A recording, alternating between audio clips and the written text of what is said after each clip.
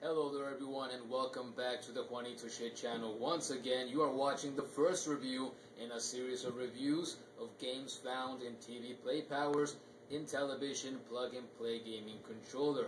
It's a little device that I reviewed on the previous video, which is the last one, so if you haven't watched that, please check it out if you want, and if you don't, that's fine.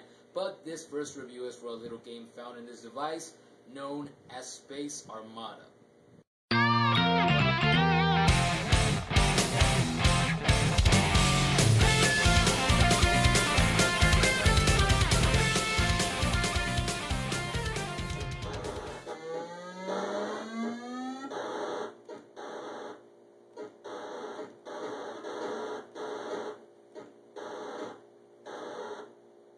Space Armada, as you can probably tell from the first few seconds of gameplay so far in this review, this is probably a game you've played or seen or heard of, just with a different title in a different platform developed by many different people, because there's 1,000,001 versions of this game, but just with different titles, as I said, in other platforms.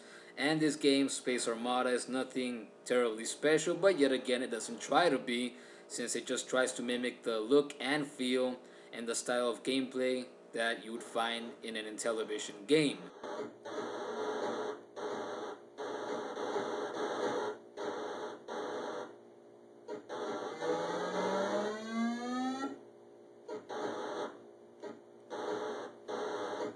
If you ignore the fact that you can see the entrance to the hallway in my house on the reflection of the television screen, you can see that this game, Space Armada, sounds and looks like it should, which is like an Intellivision game. And it also plays like an Intellivision game as well. All you basically do in this game is move to the left or to the right to avoid the lasers that are shot at you by your enemies, while simultaneously shooting back at them and using the structures above you as shields so that you can have more protection from the shots fired from your enemies.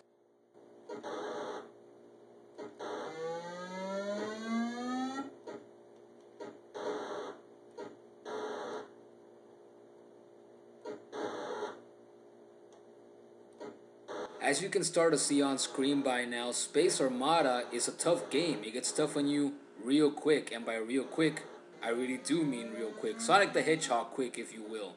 Because after you beat the first 3 or 4 levels, once you get to about the 5th or 6th, the game starts to show no mercy, because you'll notice that they start moving a lot quicker and they shoot a lot more frequently than they do in the first or second levels.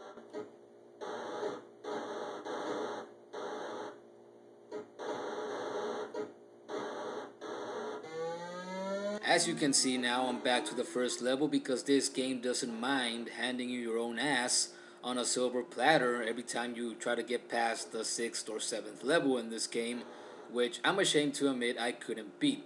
The 7th level, I mean.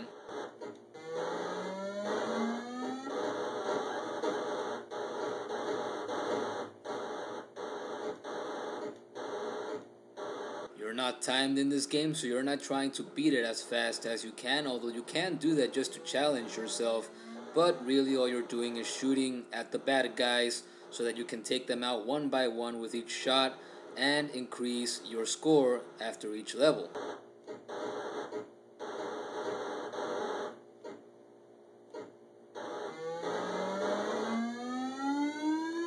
What you can't see very well at the bottom right corner of the screen is a little multiplier indicator that increases with the higher amount of enemies that you defeat. So once you actually lose all your lives, this multiplier goes all the way back to 0, but you can build it all the way up again by killing more enemies, and it does carry on to the next level as you keep on building it. So as long as you don't lose all your lives, you'll have that multiplier there and you'll score more points after each level.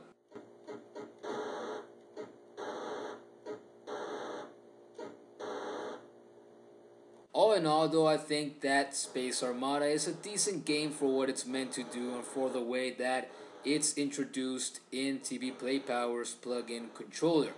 It could be better, of course, but I think that if you were to go back in time and play this during the Intellivision's prime time, I think it would be a game that would fit right in with all the other Intellivision games.